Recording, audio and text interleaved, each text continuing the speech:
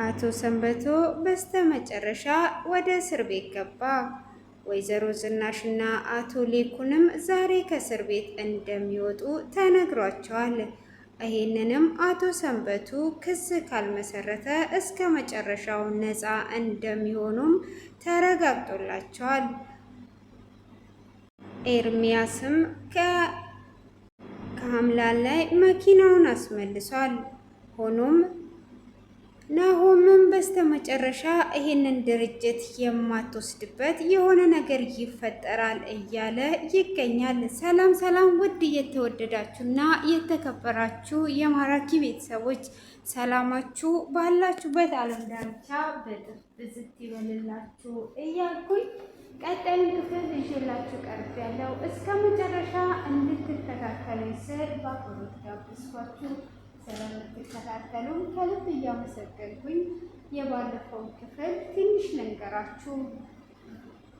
በባለፈው ክፍል ላይ እንግዲህ ዳግም አባትየውን ደጋግሞ አንተ ነህ የገደልከው፣ እውነት አንተ ጋር ናት ያለችው ብሎ ሲጠይቀው ፈቃደኛም ስላልሆነ ዳግም እንዴት አድርጌ ነው አባቴን አወጣጥቼ እናቴንና አቶ ሌኩንን ከእስር ቤት የማወጣቸው በማለት እጅግ እያሰበ ነበረ። ሆኖም በስተመጨረሻ ለምን አባቴን አጠጥቸው ከዛም በኋላ አባቴ ያለውን ነገር ሁሉ ይነግረኛል በማለት አስቦ ነበረ። ሆኖም ዳግም እንዳለውም አድርጎት ነበር።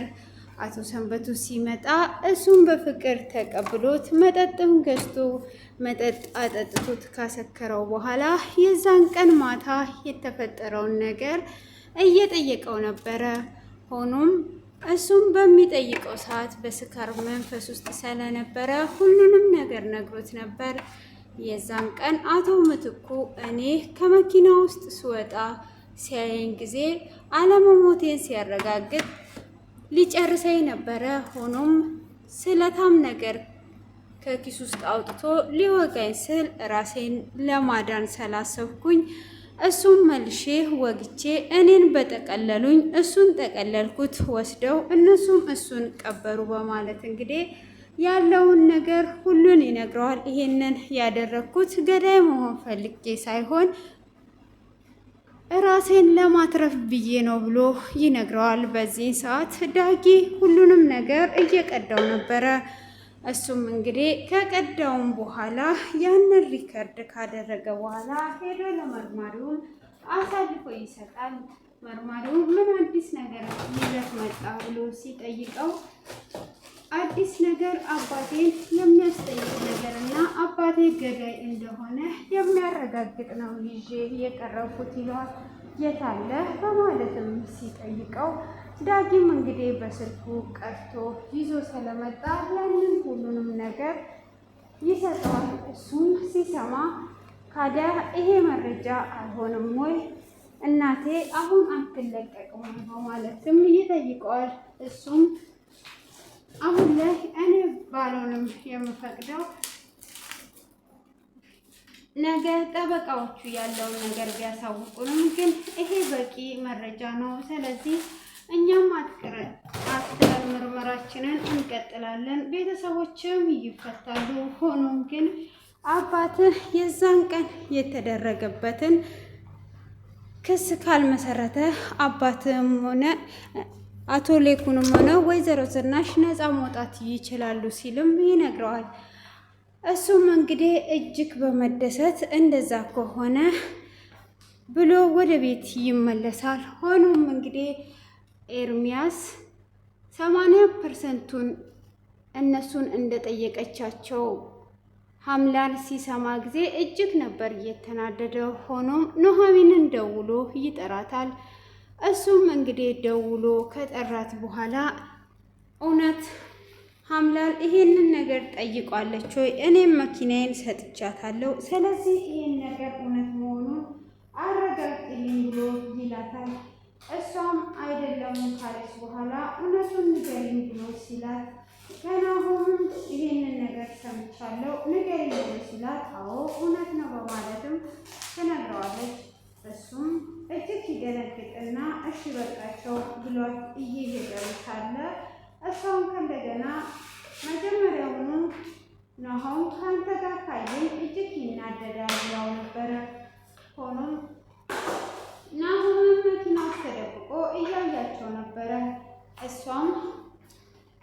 ቻው ካላት በኋላ አንዴና ኤርሚያስ የምነግር ነገር አለ በማለት ትመልሰዋለች።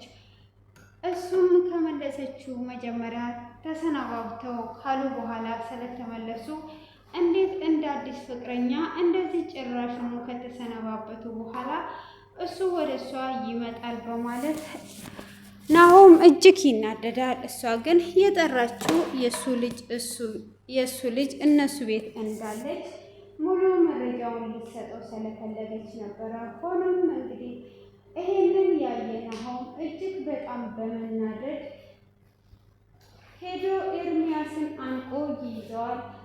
እሱም ሊመታው ባሰቡበት እንቅ አድርጎ ይዞት ነበረ። ሆኖም እንግዲህ ኑሃሚን እንዴት ነው እንደዚህ የምታደርገው? ትክክል አይደለህም በማለትም ትናገረዋለች። እሷም በምትናገረው ሰዓት እሱም እንግዲህ ከዚህ በላይ ምን ማድረግ እችላለሁ በማለትም ሮጦ ወደ መኪና ውስጥ ይገባል። እሱም ሮጦ ወደ መኪና ውስጥ በሚገባ ሰዓት እንዴት ነው የቤት ትዕግስት የሌለው እያለች ኤርሚያስን ተከትሎት ይገባና ያለውን ነገር ያስረዳዋል። አሁን ላይ እኛ እያስጨነቀን ያለው ስለ ኤሚ ብቻ ነው። እዚህ ጋር ከእናንተ 80%ቱን ከኔ መኪናውን ወስዳለች። እዚህ ጋር የያዘችው እኛን የማራቆት ስራ ስለሆነ ለዚህ ነው እኔ እሷን ጠርቼ የጠየኳት እንጂ ሌላ ምንም አይነት ነገር የለንም ብሎ ያስረዳዋል። እሱም ያንን በሚያስረዳው ሰዓት ኑሃሚንን ይቅርታ ሊጠይቃት ይሄዳል። እሱም ሮጦ ይቅርታ ሲጠይቃት እሷም እምቢ በማለት አኩርፋ ወደ ቤት ትሄዳለች። ቤትም በምትሄድ ሰዓት ቤተሰብ ተሰብስቦ ነበረ። እሷም አኩርፋ ስትገባ ወይዘሮ ገነት ኤርሚያስ ነው አይደለ እንደዚህ አስኮርፎ የላከሽ ብላ ስትላት አይ እሱ አይደለም በማለትም ትመልስላታለች። ታዲያ ማን ነው እንደዚህ ያስኮረፈሽ ብላ ስትላት ናሆም ነው። አይ የሱ ከሆነማ እጅግ ቀላል ነው፣ ይህ የፍቅር ኮርፊያ ነው በማለትም ይስቁባታል። እሷም በሚስቁባት ሰዓት እንዴት ነው እናንተ የምታሾፉብኝና የምትስቁብኝ በማለትም ትላቸዋለች። አይ ይሄ የፍቅር ነው፣ ስለዚህ አሁን ይቅርታ አታድርጊለት አኩርፊ በማለትም ይመክራታል። ግን ምን ነበረ ብሎ ሲጠይቋት ከኤርሚያስ ጋር ቆመን ነበረ፣ ኤርሚያስም አኩን አይቶ ነው በማለት ለአባትየውም አያትየውም እዛ ነበሩና ትነግራቸዋለች። አባትየው እኔም ከኤርሚያስ ጋር ባይሽ ኖሮ ሳመታሽ አልመለስም ነበር በማለትም ካለት በኋላ እናንዬም እኔ በሆን ኖሮ ሁለታችንም እዛው በጥፊ ነበረ የምላችሁ በማለት እንግዲህ እያሾፉባታል። ሆኖ እናና አሁን ይሄ ያበጠ ቅናት እስኪወጣለት ድረስ ይቅርታ እንዳታደርጊለት በማለትም ትነግራታለች።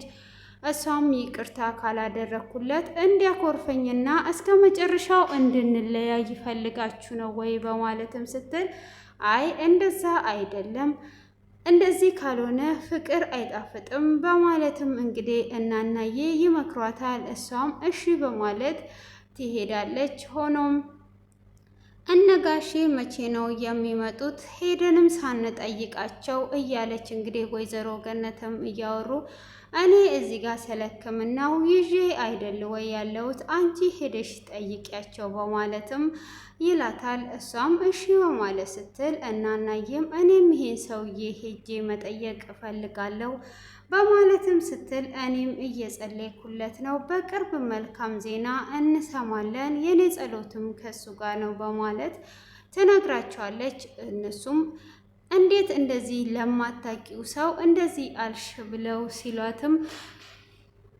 በእናንተ ሰበብ እኔ እንዳወቅኩት ነው፣ ስለዚህ ምንም ችግር የለውም እኔ መሄድ እፈልጋለሁ ብላለች። ሆኖም በቅርብ ጥሩ ዜና እንደሚሰሙም ተናግሯ ነበረ። ዳጊም እንግዲህ አባቱን አሳልፎ ከሰጠ በኋላ ወደ ቤት ነበር የመጣው። ቤትም ሲመጣ እንግዲህ ኑሃሚንም ብታኮርፈው ለኤሚ ብላ ወደ ቤት ተመልሳ ነበረ።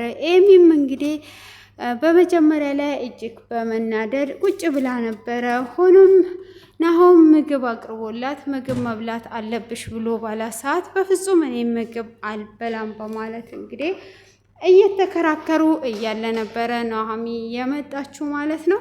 በዛኑ ሰዓት እንዴት ነው አንቺ ጥለሽኝ የምትሄጂው ብላ ትላታለች። እሷም ይሄው መጣውኝ አይደል ወይ ብላ እሷኑ ብቻ ሰላም ትላለች። ለምንድን ነው እሱን ሰላም ያላልሽው ብላ ስትላትም እሷም እንግዲህ ሰላም ያላልኩት ብላ ትላለች። ከዛ ናሆም አስጣርቂን እባክሽን በማለት እንግዲህ ይጠይቃታል። እሷም በሚጠይቃት ሰዓት እንግዲህ ምንድን ነው የማስታርቀው? ምንም የማስታርቅ ነገር የለኝም። እኔ እግሯ ላይ ወድቄም ባስታርቅ አንተ ዞረ ዞረ በኋላ ላይ ያውነ በማለትም ትናገረዋለች። እሷም እንደዛው ባለችው ሰዓት እንግዲህ እሺ ካዲያ ምንድን ነው እየፈለግሽው በማለትም ይናገራታል። እሱ አሁን ተይውና እያሉ እያወሩ እያሉ ነበር ዳጊ የመጣው። ዳጊም በመጣበት ሰዓት እንግዲህ ምን ሆናችሁ ነው በማለት ይጠይቃቸዋል። እሱም ሰላምም ሳይል ነበረ ቁጭ ያለው።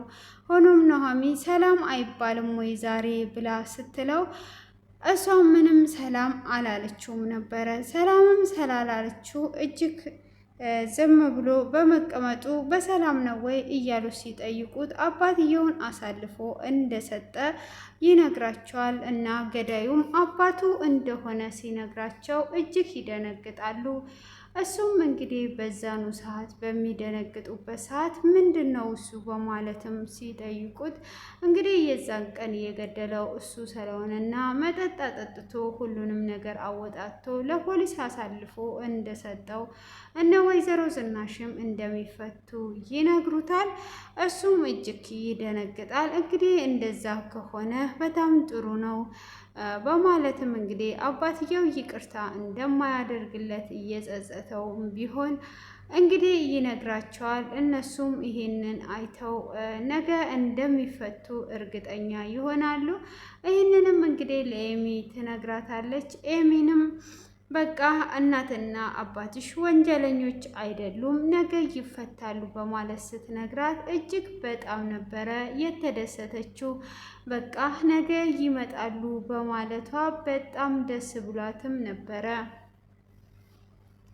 ሆኖም እንግዲህ ደስታቸውን እያከበሩ ከዛን ካዲያ ምንድን ነው ማን ነው እሱ ብላ ስትጠይቃት ይህንን ነገር ሁሉ ያደረገው ዳጊ ነው።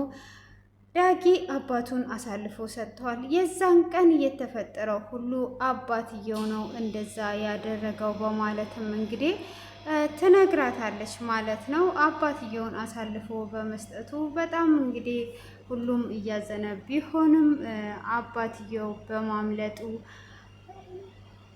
አባትየው እንግዲህ እስር ቤት ገብቶ እነሱም ደግሞ በመፈታታቸው ይህን ያህል ደስ ሊላቸው ይገባል ማለት ነው።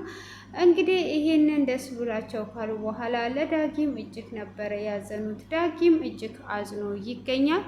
ሆኖም እንግዲህ ሀምላል ከእንደገና ዳጊን ታገኘዋለች፣ ናሆምን ታገኘዋለች፣ ዳጊን ሳይሆን ናሆምን ታገኘዋለች። እንግዲህ እሱም ባገኘችው ሰዓትም ምንድን ነው የተፈጠረው? እሷም እንግዲህ ብር እንዲሰጣት ለመጠየቅ ነው። ሆኖም እንግዲህ እዚህ ጋር ብሩን እስከወስድ መኪናውን ኤርሚያስ ወስዶባታል። እንዴት ነው ከሁለታችንም የምትቀባበዩ በማለት እንግዲህ እሱም መኪናውን ተቀብሏታል። መኪናውን ስለተቀበላት እንግዲህ ኑሃምን ሄዷ መቼ ነው የምንፈራረመው በማለትም ትጠይቀዋለች። እሱም ነገን ብቻ ታገሽኝ ምንም ችግር የለውም ብሎ ይላታል። ነገን ከታገሽኝ ምንም አይነት ችግር የለውም በማለትም እንግዲህ ሲላት ምንድን ነው እሱ ብላ ትለዋለች። እሷም እንግዲህ ምንድን ነው ብላ ስትለው ነገ እና አባዬ ሊፈቱ ይችላሉ ብላ ስትል እንግዲህ እንደተለመደው ማሾፍን ትጀምራለች። ይፈታሉ እንዴ በማለት ታላግጥበታለች። ሆኖም እንግዲህ ወደ ውጭ አገር ስለሚሄድ ያው በራሴ እንግዲህ ወደ ውጭ ስለምንሄድ የምዘገጃጃቸው ነገሮች ስላሉ ብር እንድታስገባልኝ እፈልጋለሁ ብላ ትላለች። እና ራስሽን ጠብቂ፣ ወደ መጠጥ ቦታ አትጂ ብሎ ሲላትም ደግሞ ማን ነው እየነገረ በቃ ሰው ወሬ ብቻ ነው እንትን የሚለው ብላ ስትል እኔ እኮ የት እንደምትይ እኔ አውቃለሁ እያላት ይገኛል ማለት ነው። ሆኖም እንግዲህ አሁንም ብር አስገባ በማለት ይለያያሉ። እሱም ወደ ወይዘሮ ዝናሽ ያቀናል ማለት ነው። ወደ ወይዘሮ ዝናሽም አቅንቶ እንግዲህ ምንም ነገር አታስቢ በማለትም ይናገራታል። እንግዲህ ምንድን ነው እሱ ዳጊ ያው አባቱን አሳልፎ እንደሰጠ በማለት ያወራሉ። እንግዲህ እነሱም ያንን በሚያወሩበት ሰዓትም እኔ አላሳደግኩትም ያሳደገው አባቱ ነበረ፣ አባቱ እውነት ይቅር አይለውም ከዚህም በኋላ በማለትም እንግዲህ ትናገረዋለች ማለት ነው። እሷም እንዴት እኔ ምንም ነገር ሳላደርግለት እሱ እንደዚህ ራሱን አሳልፎ ይሰጣል በማለትም እንግዲህ እጅግም በጣም ተገርማለች ማለት ነው። በዚህ አይነት መልኩ እያወራች ትገኛለች። ሆኖም እንግዲህ ምን እንደተፈጠረ ባይታወቅም አሁን ላይ እንግዲህ አቶ ሲምባ ክስ ካልመሰረተባቸው ነፃ እንደሚወጡ፣ ሆኖም ዳግም እንግዲህ ምንም ነገር ቢያደርገኝ ምንም ብበድለው ሄጄ እንግዲህ እጠይቀዋለሁ ብሎ ነበረ። ሆኖም እንግዲህ ናሆምም እግሩ ላይም ወድቄ ቢሆን የሚፈልገውንም አህል ብር ብናስገባለት እስቲ ሄጄ ልጠይቀው ብሎ ይላታል። እሱ በውሳኔው ወሰነ ነው ከወሰነ፣ ስለዚህ አንተ አትጠይቀው እሱ ራሱ ይነግረናል ብላ እንግዲህ ወይዘሮ ዝናሽም እኔ የእሱን ባህሪ አውቃለሁ፣ እሱ በዚህ አይነት ነገር እንደዚህ በቃ እያለች እንግዲህ እየነገረችው ነበረ ወይዘሮ ዝናሽም። እሱ ግን ብርም ቢሆን ሰተ ነው ይሄ ነገር እንዲቆም እናድርግ እያለ ነበረ። ሆኖም እንግዲህ ዳጊ እንደዛውም በጣም እጅግም ቢያፍር እያለቀሰም ቢሆን ወደ አቶ ሰንበቶ ጋር ይሄዳል። አቶ ሰንበቶ ጋር በመሄድ እንግዲህ ይቅርታ ይጠይቀዋል። እጅግም ያፍራል። እሱ ደግሞ ልጄ ምንም አንገትን ደፍተህ መሄድ የለብም፣ ይቅርታን ባላደርግልህ በእኔ የተነሳ አንገትን እንድትደፋ በፍጹም አልፈልግም። ስለዚህ አንተ ራስን ጠብቅ ብሎ ይለዋል። እሱም ደስ ይለዋል። ይሄ በራሴ ወንጀል ነው፣ ራሴ ወንጀለኛ ነኝ፣ አንተ ምንም ያደረከኝ ነገር የለም፣ ይሄንን ግዴታ መቀጣትና መቀበል አለብኝ፣ እኔ ራሴን ስላላሳመንኩኝ ነው እንጂ መቀበልና አለብኝ በማለት እንግዲህ ይናገረዋል። ዳጊም እዚህ ጋር በጣም ደስ ይለዋል። እንግዲህ እውነት አባዬ ይቅርታ አድርገህልኛል እንዴ ብሎ ሲለው አዎ ይቅርታ አድርጌልሃለሁ በማለትም እንግዲህ እንደ ጸጸተውና ይሄንን ነገር ያው ማድረግ ፈርቶ ብቻ ሰለተው እንግዲህ እናትን ነፃ ስላወጣሃት ደስ ብሎኛል፣ እናትህ ምንም ነገር ሳታደርግ በእስር ቤት ያለችዋን ነፃ ስላወጣሃት በጣም ደስ ብሎኛል፣ ስለዚህ እኔ አልተቀየምኩም በማለትም ይመልስለታል። ሆኖም እንግዲህ እሱ እንደዛ በሚለው ሰዓት ደጋግሞ እንግዲህ ዳጊም በቃ እሺ ክሱን አትመሰርትም ማለት ነው እንዴ በማለትም ይጠይቀዋል። እሱም ክሱን አትመሰርትም ማለት ነው በቃ በእነሱ ላይ ብሎ ሲጠይቀው እንግዲህ እዚህ ጋር አቶ ሰንበቶ ኮስተር ብሎ እያየው አይኖቹን አፍጥጦ 32 አስመስሎ ክፍሉ በዚህ አይነት ተጠናቋል ማለት ነው። ወይዘሮ ዝናሽም በቃ እኛ ወንጀለኞች ብቻ ሆነን ከታሰርን ችግር የለውም፣ ብቻ ነፍሰ ገዳይ ስላልሆንን በጣም ደስ ብሎኛል። ዛሬ እንኳን ባንፈታ ራሱ ከነፍሰ ገዳይነት ስለወጣን ደስ ብሎኛል በማለት እንግዲህ ትናገራለች። ሆኖም እንግዲህ በዚህ ሰዓት እንግዲህ እሷ እጅግ በጣም ደስ ይላታል ማለት ነው። በዚህ አይነት ሁኔታ ውስጥ በጣም ደስ ብሏታል እንግዲህ ገዳይ ስላልሆነች ማለት ነው። እንግዲህ የዛሬው ይሄንን ይመስላል ማለት ነው። ቀጣዩን ክፍል ይዤላችሁ እመጣለሁ። አቶ ሲምቦ ይከሳታል ወይስ አይከሳትም?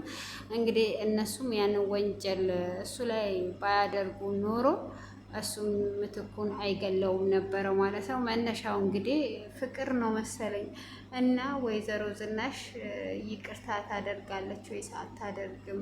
ወይዘሮ ዝናሽ ያልኩኝ አቶ ሰንበቶ ይቅርታ ያደርግላቸዋል ወይስ እንዴት ነው?